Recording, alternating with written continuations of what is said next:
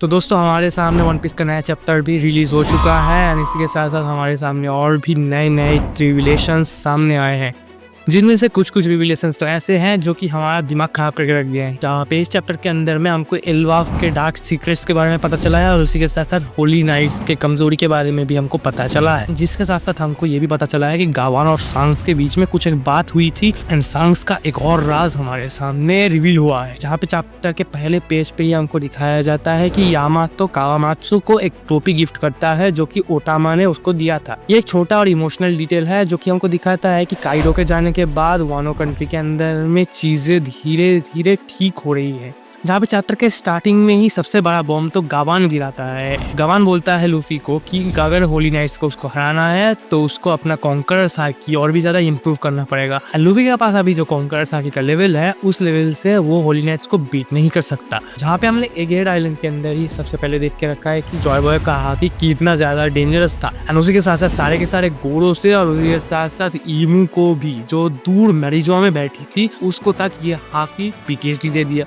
जो भी बोलो लेकिन जॉय बॉय का हाकी जिस लेवल पे था एटलीस्ट लूफी को अपना हाकी तो उस लेवल तक लेके जाना पड़ेगा। फिर गावान ये भी बोलता है कि स्ट्रॉ हैट के क्रू के अंदर में एक से ज्यादा लोग हैं जिनके पास कॉन्करर हाकी यूज करने की कैपेबिलिटीज है, क्योंकि लूफी के अलावा कॉन्करर हाकी सिर्फ जोरो के पास ही अवेलेबल है।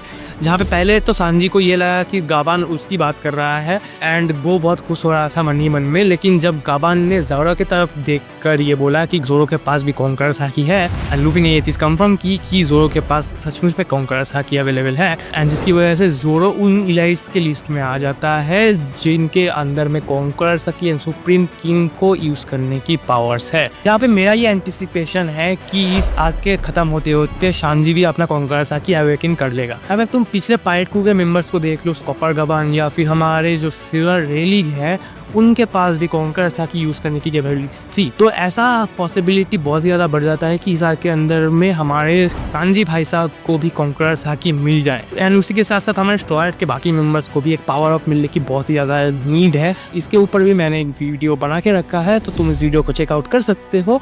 अबे लोकी बोलता है कि उसके शैकल को खोल दिया जाए और उसको रिलीज किया जाए एंड वो तब जाके इन सारे मॉड्यूल से फाइट करने में उन सभी की मदद कर सकेगा। लेकिन हाजिरुद्दीन जो है वो उसको मना कर देता है। वो बोलता है कि लोकी के ऊपर उसका जरा सा भी विश्वास नहीं है, अगर उसको रिलीज कर दिया जाए तो वो एल्वाफ के लिए बहुत बड़ा खतरा बन सकता है। एंड लूफी तब लोकी के सामने एक प्रपोजल रखता है कि वो स्ट्रॉ हैट को ज्वाइन कर ले, क्योंकि अगर स्ट्रॉ हैट को वो ज्वाइन कर लेता है तो हाजिरुद्दीन के पास उसका कोई चारा नहीं होगा लोकी को रिलीज करने के अलावा। लेकिन प्रॉब्लम यहाँ आती है कि लोकी, हाजिरुद्दीन, जोरो, सांजी ये सभी के सभी इस प्लान से डिसएग्री करते हैं। लेकिन हमको पता है कि लूफी अपने माइंडसेट के साथ कैसा बंदा है। लूफी अपने टारगेट को अगर हासिल करना चाहता है तो करके रहता है। अगर इतना डिटरमाइंड तुम अपने सपने को लेकर होते तो आज तक अपने सपने को पा लिए होते। लेकिन देखो अभी क्या कर रहे हो तुम अपनी जिंदगी के साथ। जहाँ पे गाबान हमारे सामने एक शॉकिंग रिविलेशन रखता है 14 साल पहले हुए उस घटना को लेकर।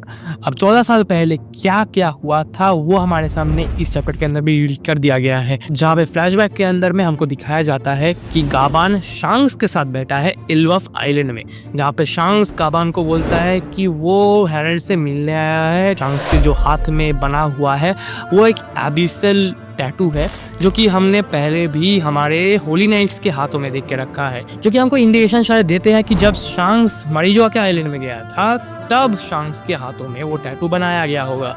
यानी 14 साल पहले की बात है। इसका मतलब है कि शांग्स तभी तक लूफी से नहीं मिला होगा, क्योंकि लूफी को जब हमारा डेविल फ्रूट मिला था तब वो 7 साल का था एंड अभी लूफी का एज है 19 साल।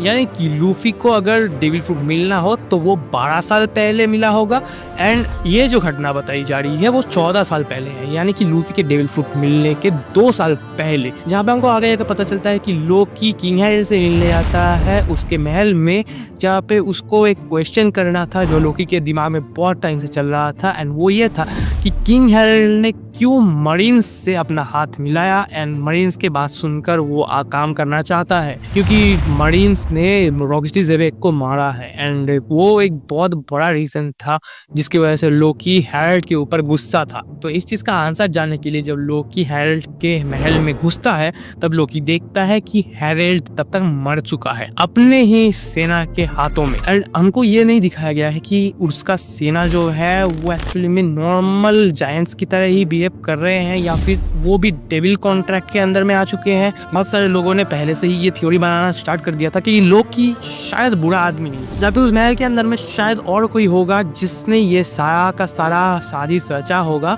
जिसकी वजह से किंग हेरल्ड को मरना पड़ा।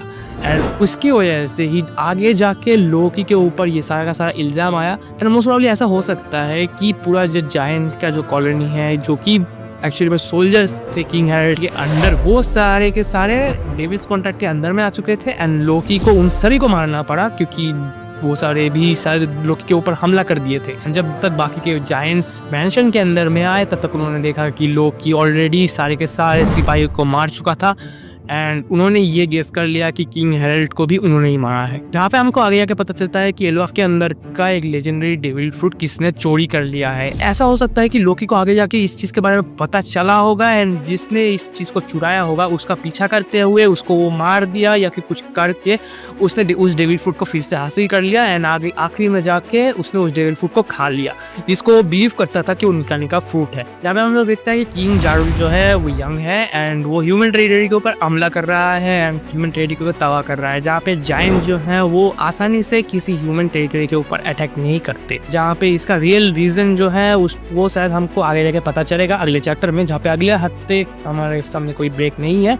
इसका मतलब है कि अगले हफ्ते हमारे सामने एक और चैप्टर ओडा सेंसे रिव्यू करने वाले हैं एंड उसके साथ साथ हमको शायद पता चलेगा कि एक्चुअली में किंग हेरल्ड ने किस वजह से ह्यूमन टेरिटरी के ऊपर अटैक किया था। और उसी के साथ साथ ये चीज़ भी हमको शायद रिविलेशन हो सकता है कि एक्चुअली में क्या कांड हो रहा है back behind the scenes. And और भी कई सारे क्वेश्चन जो है ये हमारे सामने अभी आ रहे हैं, हमारे दिमाग में आ रहे हैं, क्योंकि ओडा सेंसे ने एक चैप्टर के अंदर में जितने सारे इंफॉर्मेशन एक के बाद एक धड़ाधड़ हमारे सामने फेंकते जा रहे हैं, उसके बाद तो हमारा दिमाग काम करना बंद कर देगा भाई। एक टाइम के बाद तो मेरे दिमाग में इतने सारे थॉट्स आ रहे हैं कि मैं बोल के भी नहीं थक रहा हूँ। अब क्या ही बोले, ओडा सेंसे जब कुक करते हैं तो पूरा का पूरा वन पीस को कुक कर देते हैं। फैंडम कुक हो चुका है भाई, फैंडम कुक हो चुका है इस थ्योरी के बाद। बाकी तुम लोग बोलो, तुम लोग किससे ज़्यादा शौक हो, कॉन्कर साकी के रिविलेशन से या फिर शांस के रिविलेशन से या फिर लोकी का रिविलेशन तुमको ज़्यादा शौकीन लगा। जब मिलते हैं अगले वीडियो में, तब तक के लिए सायोनारा एंड आरिगातो गोजाइमास।